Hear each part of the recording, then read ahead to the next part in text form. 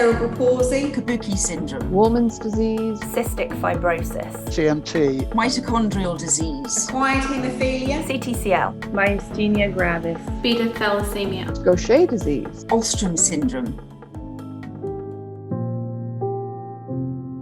If I sum up rare disease, to me, it's complicated, nobody's ever heard of it, and not even my GP. Living with a rare condition has a huge impact on your life, including anxiety, stress, low moods, emotional and physical exhaustion, and can lead to having suicidal thoughts. Living with a rare disease like SCAD makes you feel incredibly vulnerable because you know that there's not as much research that there might be for a more well-known disease or illness. The one thing that I find the hardest living with a rare disease is the anxiety behind it. It's like being on a roller coaster with no light at the end of the tunnel. It's a daily struggle, really, to put it to one side, not ever really knowing what your outcome or life expectancy might be.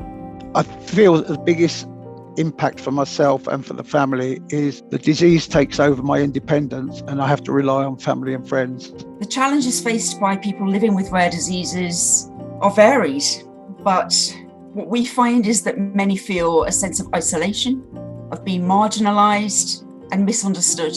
For many, there's little hope. There's little hope of a treatment, little hope of a cure, and the support services that they need to see them through life, to be able to have independent lives, are simply not in place. The government and some healthcare providers are like, see the dollar cost of it, see that it's a smaller population and go, no, we don't want to do that. It's too expensive. It's not on political agendas, it's not on funding pathways, because people don't understand the rare disease. And also because individuals responsible for policy making and funding decisions are not personally or directly impacted by rare diseases.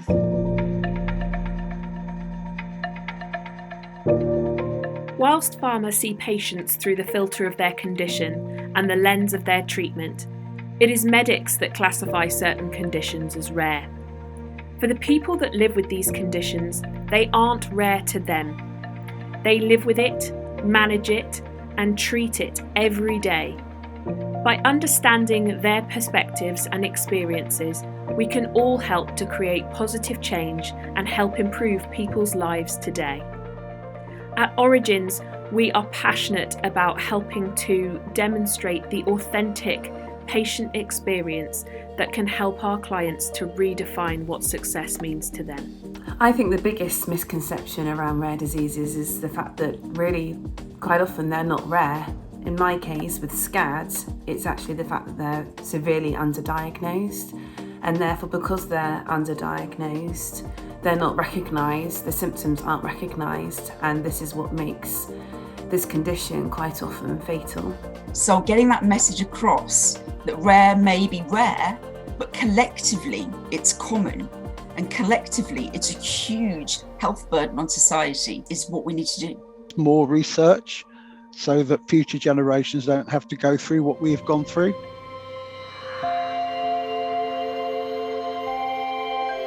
From a technology perspective, gene therapy or gene editing has been something that has been studied since the early 1970s.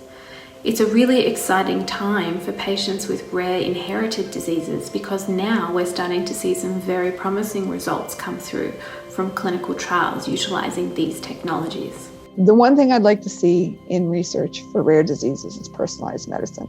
It's about making sure the patient's voice is heard and make sure that patients really do have access to all the best information to help them manage their diseases. If we could see rare disease and the understanding the basic biology of rare diseases as a doorway, as an opening to understanding much bigger health challenges and finding solutions and cures to a range of much more common diseases, that's really where rare can change the world.